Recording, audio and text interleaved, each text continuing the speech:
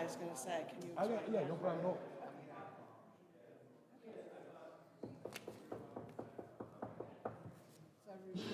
Everybody ready? Okay, the first thing is the minutes. Are there any corrections to the minutes? Seeing none, the minutes are approved. The next is the consent agenda. We have one for the sheriffs and one for the Office of Environment. One is an agreement with the town of Atisco, and the other is to receive funds from the DEC. Do I have a motion to approve the items on the consent agenda? Dave seconded. All in favor? Opposed? Motion carried. Next, we have the regular item. We have the Department of Transportation. Marty, do you want to come up?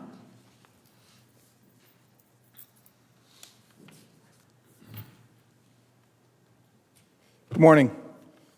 My name is Marty Voss with the Department of Transportation. Today is the day we're going to show you and go over our annual highway work plan, highway and bridge work plan. The first item, number 1A, is a project for our Marcellus maintenance facility. This was going to be a CIP project, and the CFO decided that there was the ability to pay cash for this, which is very helpful, so we can get it moving. This is to add 150 feet of sewer line and a manhole at our Marcellus maintenance facility, which will allow us to start using detergent on our trucks that we use at the other three shops, so we can get them clean and get the salt off in the winter, and also certainly significantly enhance our locker room facilities by being able to be connected to a municipal sewer line. We are in negotiations with the town of Marcellus, who we share that campus with, for access to their force main, and we are working with the village of Marcellus, since they have the treatment plant, which will treat the sewage.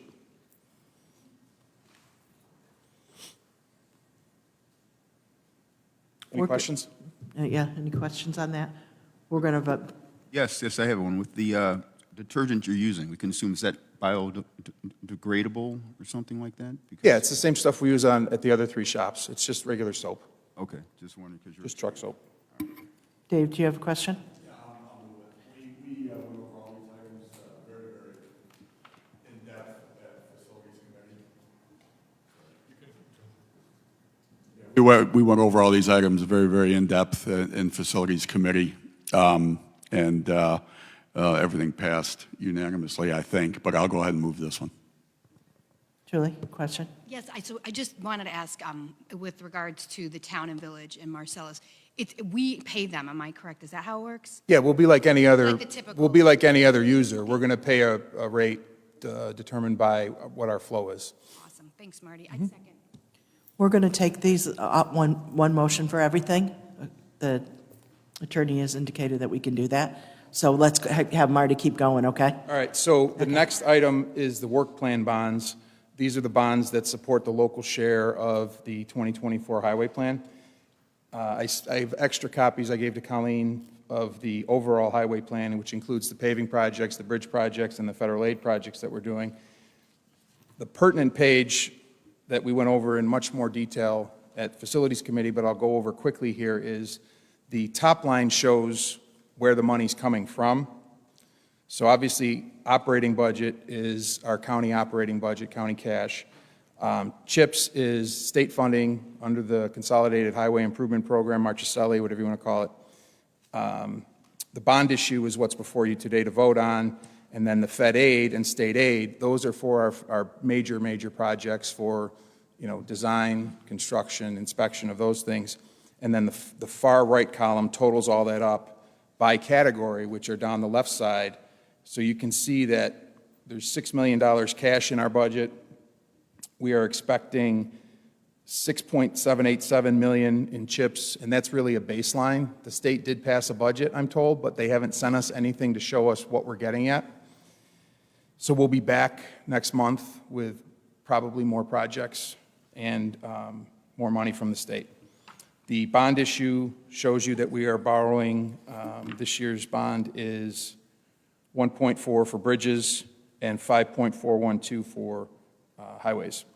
And then the Fed aid, which is the largest number there, the 20 million, That's the reimbursable amount that comes from the federal and state government for our major projects. Remember, those are 85, 10, and 5. So 85 federal, 10 from the state, 5 from us. So those are what we try to keep moving. So all in, this year we will do over $40 million in work in highway, bridges, and major reconstruction projects. And then through the remaining pages of the work plan, which I don't think you want me to go through line by line, there's maps that show where these projects are with letter codes that then correspond with narratives that explain what those are and where those are and when those are happening.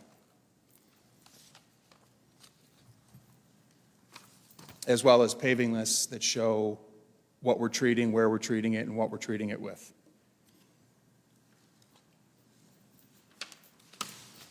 Questions? Dave? Thanks, Marty.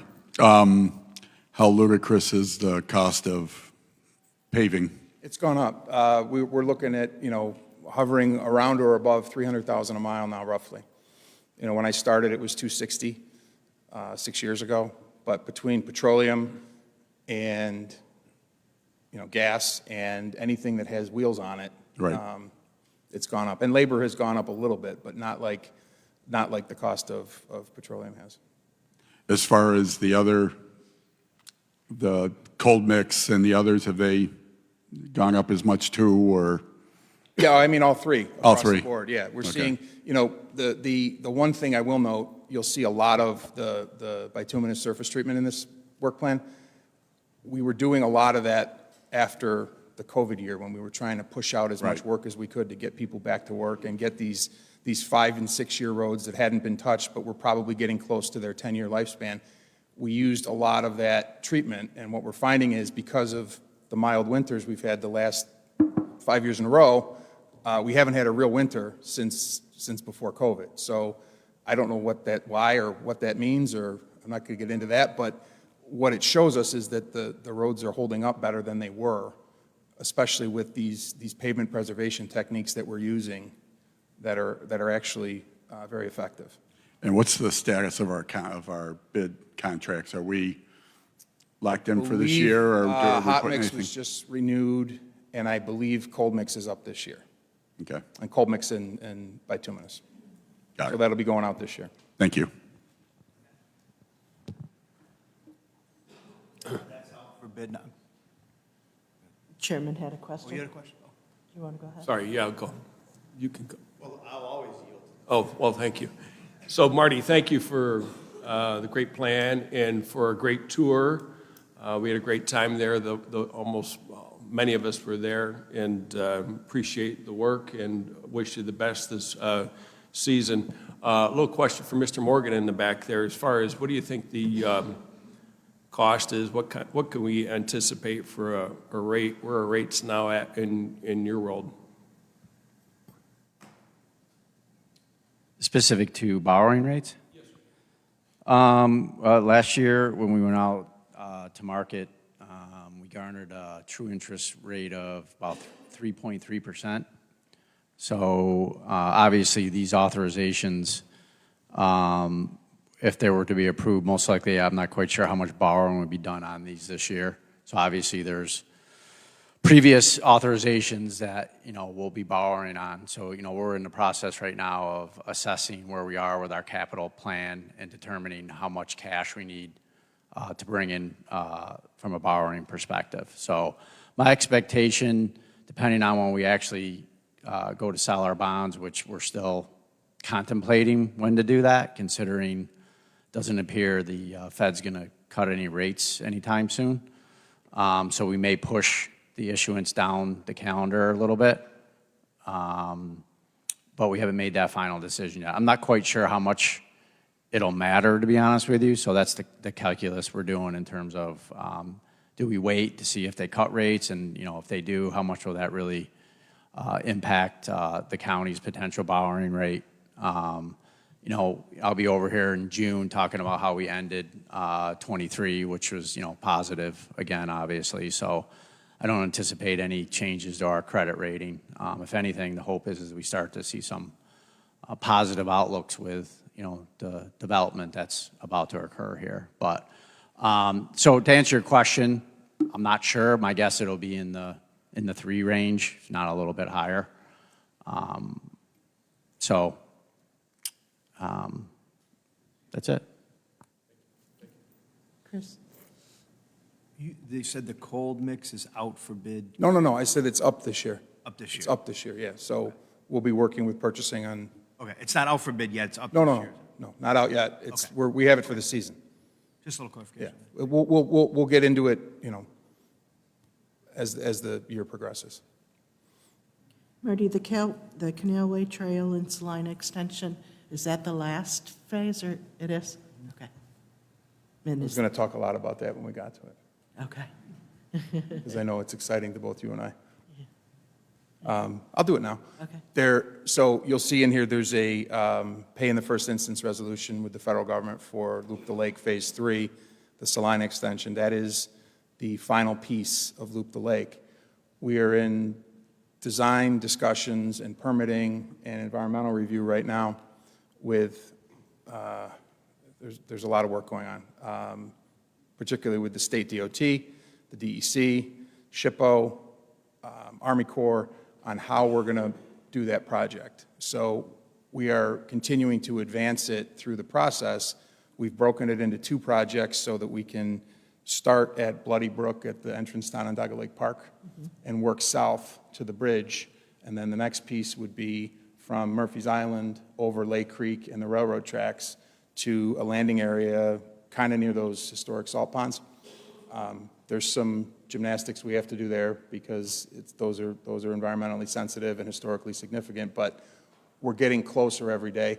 The biggest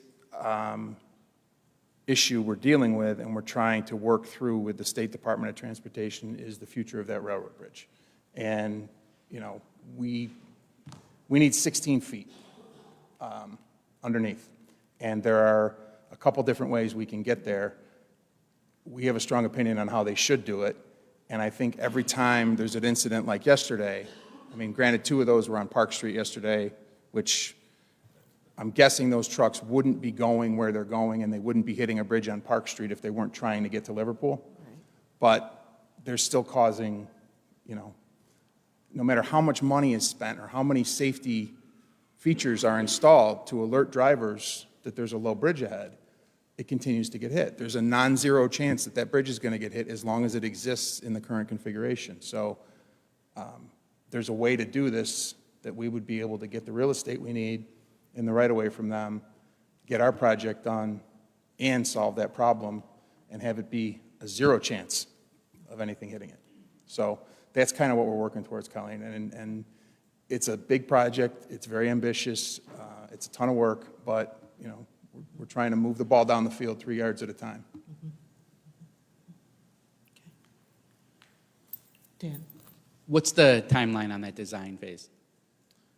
Right now, we're looking at, depending on permit approvals and what the state decides, it could take another year and a half to get an approvable design, and then we would have to begin construction.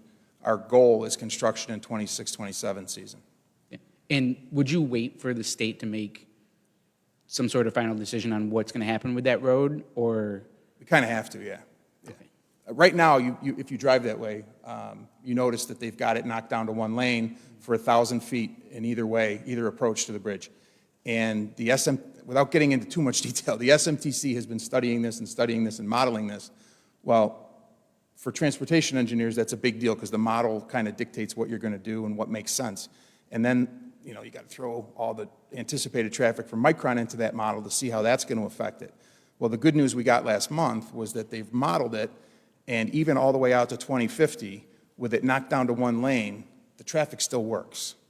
And anecdotally, on days when there's not a bridge hit, the traffic does work, and it does flow. And people are following the countermeasures and doing what they're supposed to do. So what that tells us is there's a way to do this, and there's a way to get what everybody wants, what we want, what the Parks Department wants, what the elected officials want.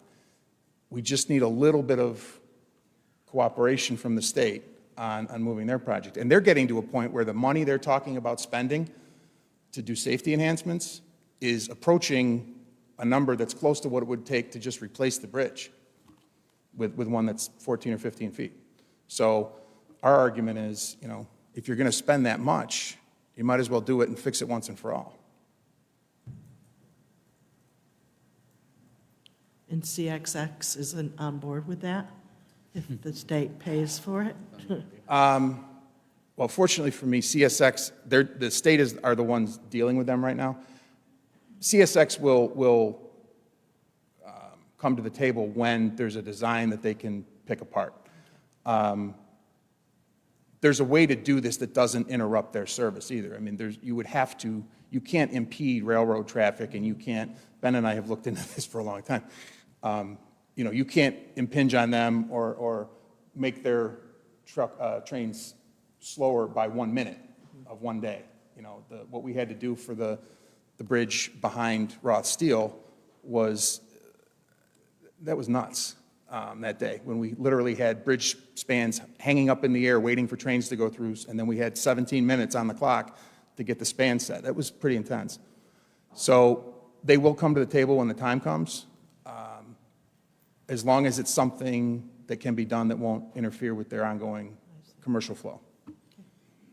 Thank you. Questions? Dave?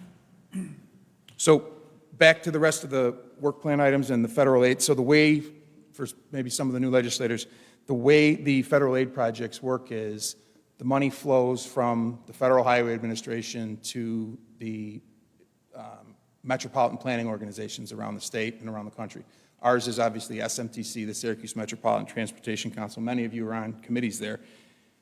That's where we kind of hack up the money with the city and the state, and occasionally towns that are able to move projects along. But for the most part, it's us in the city battling the state to get our projects funded. And we're able to do that successfully.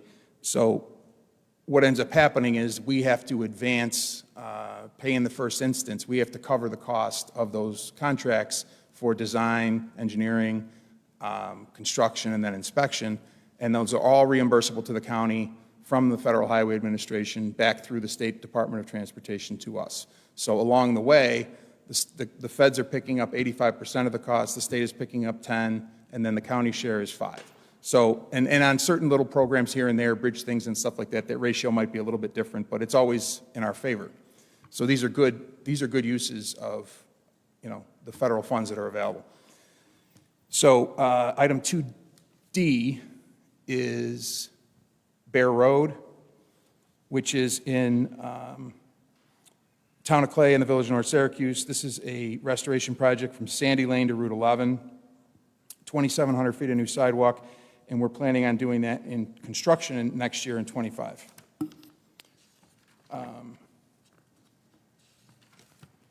2E is Loop the Lake that we just talked about.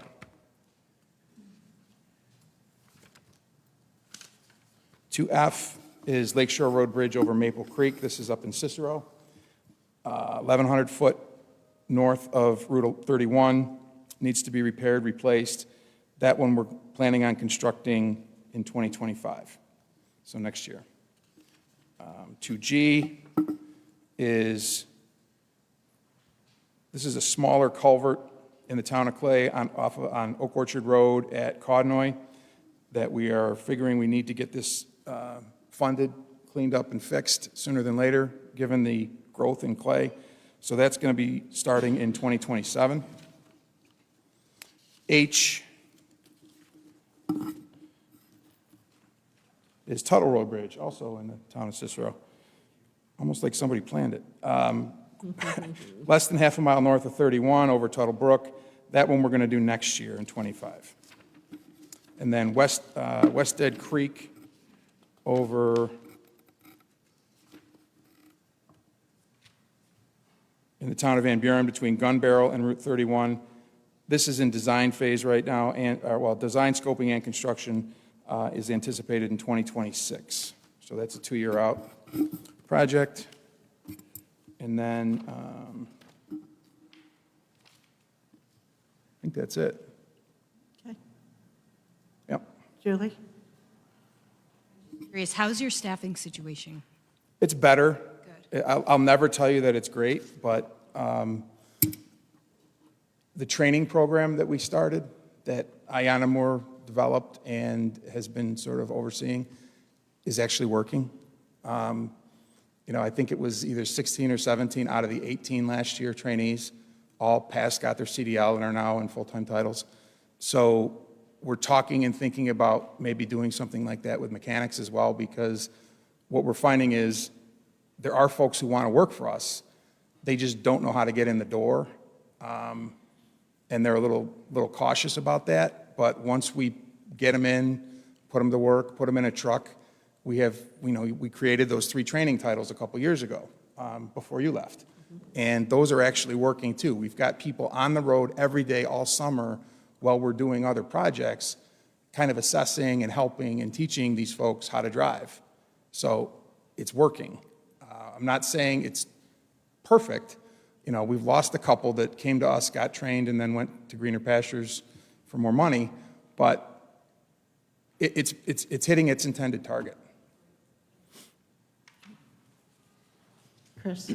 So just, I guess the question is, to that point, I mean, we talked about it a lot in the budget last year, a lot of different departments, about compensation and losing our employees, good employees, to, as you said, greener pastures. Has that kind of hopefully slowed down a little bit? I know that not to, I guess, over-exaggerate how bad it was or how much was happening, but I know that we would bring people in, they would get the CDLs here, we would go in and then get their foot in the door, and then they would go on to And they go work for a town, yeah. town, which paid more money, which I don't think in any way, shape, or form should happen, or the private sector. So is that? It's gotten better because of the raises, and you remember we changed all those titles last year, 2 years ago, I believe it was, which is not an easy thing to do administratively. Those were just approved by the New York State Civil Service Commission last week. We did that almost 2 years ago, and we were kind of holding our breath, like, this better fly or we're going to have a problem. So that's helped a lot. I mean, we have done more to put money in their pockets of the members of CSEA than any administration I've ever been part of or seen before. They've seen 3 raises in the last 4 years outside of what you would normally see in a contract. So I won't say they're not, I would never say they're happy, but they are certainly more properly compensated than they were before, and that's reflected by the fact that we're not seeing people jump for these town jobs anymore.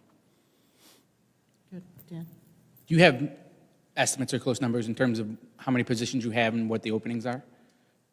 Ayanna Moore has that. As always, if anyone has people who are interested in learning or driving a truck that can pass a drug test and can get a clean CDL, we're always interested in hearing from them. It's on our website. We have signs up at every shop. We're always, she'll drop what she's doing and talk to someone on a moment's notice. And they do walk in now at the new facility, too, on Malloy, because it's a lot easier to get in and out of there than the Civic Center. Okay. Any other, Dave? So we're going to move 1A through I? Is that Yep. the plan? Yep. Okay. I'll go ahead and move it.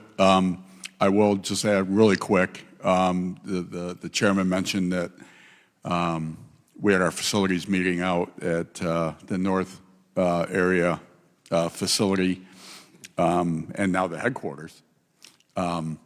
We did a tour afterwards, and it really, really is spectacular. And for anybody who had been in that building before and seen the shape it was in and really the embarrassment that it was, it is absolutely incredible. And I would just wanted to give a huge shout out to Odine, number 2, Marty's number 2 guy, who that was his project. He designed it, he built it, and a lot of forethought into the way it was put together, room for growth, the whole 9 yards. So big shout out to him for a job well done. And for less than half of what it would have cost to tear the building down and rebuild. Right. We did have quotes for what it was going to cost for a new one. We were kind of calling it the Taj Mahal just because of the price. It was crazy. And it would be even worse now, obviously. And so, that was, big shout out for that. Thank you. Thank you. He did a remarkable job. You know, the timing worked out really well. I hate to say anything was good about COVID, but, you know, he was really able to dig into that project during COVID and get it to a point where we could make some smart decisions about the phases and how we would pick things off one project at a time until we took care of the shop first before we did anything with the offices to make sure that it was done in a sequence that would make sense too. So, yeah, we're eternally grateful for that project. Good job. Thanks, Colleen. Okay, so Dave, you made a motion before. Chris, second. All in favor? Opposed? Motion carried. Thank you, Thank you, Marty. folks. Okay, next we have just a public hearing for OCC, calling a public hearing on the tentative 24-25 budget for OCC, May 28th at 10:15. Do I have a motion? Do I have a second? All in favor? Opposed? Motion carried. Next is updating the office hours for the Onondaga County Clerk, Treasurer, Clerk of the Legislature, and Civil Office of the Sheriff. Sure. Ben, do you want to explain that for a minute? Yeah, I can speak on this. Excuse me. It was brought to us by the Sheriff's Office, Lisa, so if she wants to speak, we can as well. But in general, the idea here was and Jamie and I looked, and it got brought to our attention, is 206 requires, it sets a default for certain offices listed here, Clerk of the Legislature, County Treasurer, County Clerk, and Civil Office of the Sheriff. So it sets a default unless the legislature, you guys act to establish alternative office hours, if you will, when they have to be open for the transaction of business. So take into consideration the existing office hours, we established now between 8 to 9, which means, 8:30, 9, you can stagger that until a minimum of 4 p.m. It establishes the minimum. You can obviously keep longer office hours open, but it's just establishing by county legislative resolution the minimal hours for those offices pursuant to 206. And it's for the sheriffs at least, it's going to resolve some overtime issues. Questions? No? Do I have a motion, Dave? Second, Chris? All in favor? Opposed? Motion carried. Thank you, Ben. Next is personnel resolution. Carl, do you want to come up?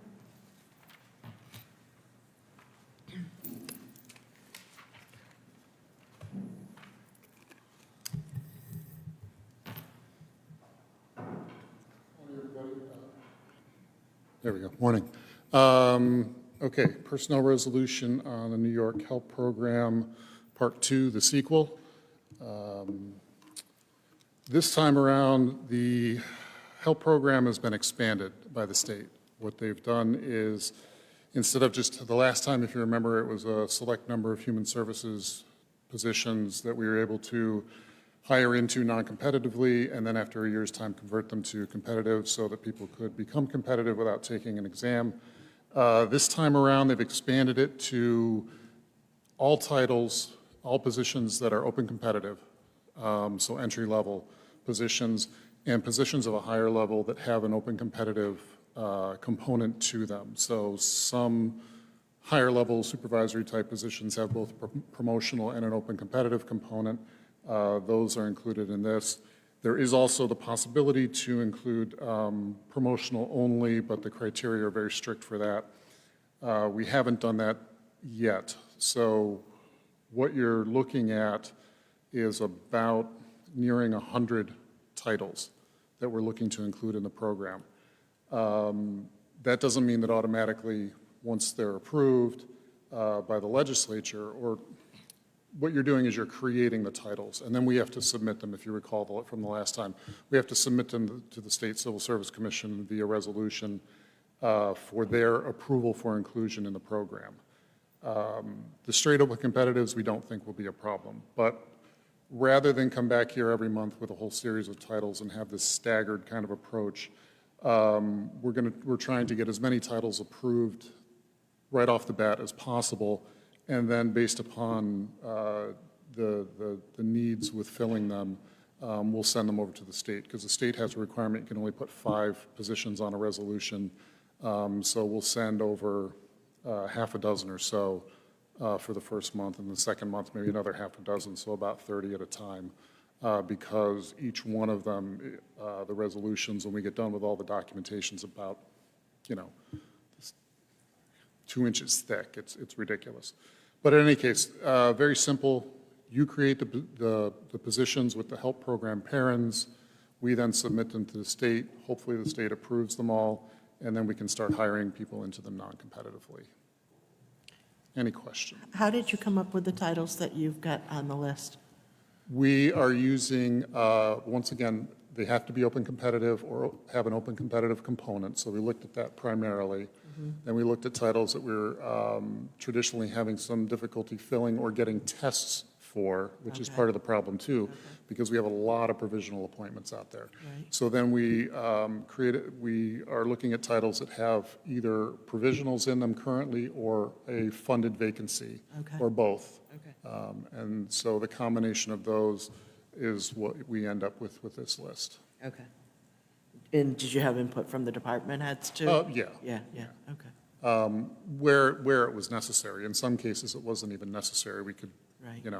I was just talking to Marty before he left, and he didn't really know about the program because he's mostly labor and non-competitive class Right, positions anyway. right, okay. There are a couple on there. They've got some provisionals. We put them in the program. Okay. There wasn't even really a need to go through and review it with every department, but the ones that are going to get the biggest bang for the buck, you'll see in here. Finance has a lot, health has a lot, IT has a lot, and so on. Okay. So, yes, we were talking with all of them. Okay. Questions, Julie?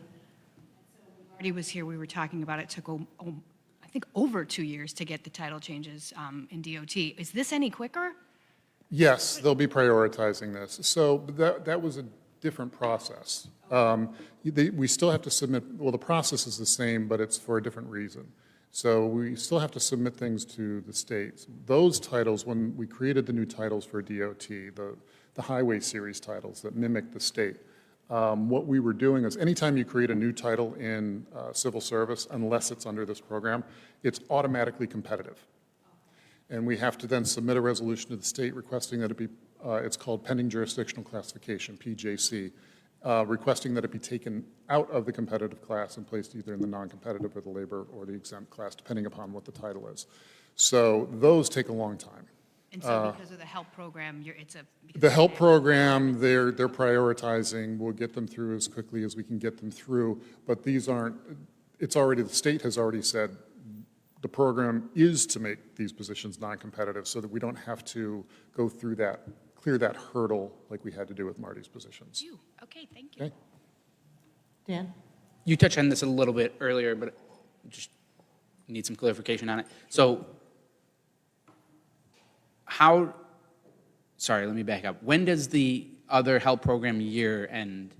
The first group? It's actually, it extends the entire program through 25, but the titles from the first round have already been filled, and at the end of 1 year of people being in those titles, they convert. So technically, it extends through 25, but practically, it's going to end as those titles come off their 1-year cycle, as the people have been in them for a year and convert to competitive. And then once the last one in any particular title comes off, we have to come back here and have you abolish the help title for that. So probably late this year or early into next year, we're going to start coming with resolutions to abolish help titles that are no longer being used, unless they extend the program again. We don't know. I mean, the first round was very successful. I was on a Zoom this morning, something like, in municipalities, something like 1,300 positions were filled statewide because of it. The state had something like 7,000 positions filled so far between the two programs because they're already into the second program. So it's been very successful. And hopefully, if they don't continue this, they will make some changes to civil service in general along these lines. Make it easier for us to hire people. Dave? So based on the previous round, you just said very, very successful. So, I mean, obviously, it's a lot of work for you folks and you and your team. The resolutions are the biggest lift. Yeah. Okay. The ones we send to the state, yeah. Right, right. But it's worth it, then, you think? Yeah. for what we're getting back. So after folks have been in their position for a year, will they ever have to take a test for that position? Not for that title. Unless they want to move to another one? One of the ones, the big one we used in the first round was caseworker. We created a Right. caseworker help Yep. program. So we hire people into caseworker help program. At the end of their year, they move into the title of caseworker without the parents. That title is competitive, and they are then in that title without ever having to take a test for it. They can stay Okay. in that their entire career. If they promote, if there's still the program around, maybe they can promote, because there's an open competitive component to senior caseworker, if they do it under this program. If the program's over with, then they would have to take a test. Okay, but they could actually get promoted under this program too? It's Without a test? Depending upon the title, yes. Gotcha, okay, thank you. We would have to create those promotional titles, Well, right? some of them are on here. Some of them are on there, okay. The ones that are that we know automatically meet the criteria, and we believe that the state will approve right away. Are all the departments doing evaluation of the performance in these, with these help titles, so that we know that people are being evaluated and that they're not just being passed on through without, We would hope so. we hope so? We would Okay. hope so. They've been instructed to treat it like a probationary period, Yeah, because it effectively is. That's Once you smart, start, yep. They have the one-year probationary period. If someone's not working out, once they become competitive, it's very difficult to remove them. It's Right. the same thing with someone who comes off a list that took a test. They have a one-year probationary period. Use the probationary period to evaluate right, them. right. Well, I guess that's just a reminder to the department heads that how important that is, to make sure that everybody's being evaluated. I remind them every time they call me and say, what can I do with this person? They're not working out. And I say, how long have they been here? About a year and 2 weeks, and not much we can do. Right. Yep.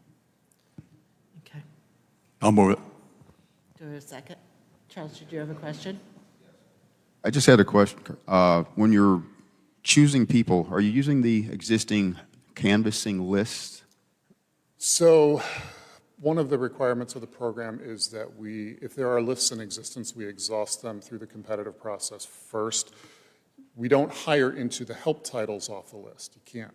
It doesn't work that way. You hire into the existing title off the list, and then the person, because they've come off the list, they don't have to go through the mechanics of the help program. They can automatically go, like caseworker, into that title, and instead of serving 1 year non-competitive, they're just serving 1 year competitive probationary.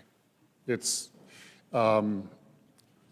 affords them a little more civil service rights than this program does, so we will exhaust those lists and then jump to it. Now with caseworker, that list exhausts very quickly. They've already filled all of the ones that they had. Okay. Do I have a second? Julie? Charles? All in favor? Opposed? Motion carried. Thank you. Yep. I'll make a motion to adjourn, or adjourn. Do I need a motion? No, just I'll adjourn. Thank you.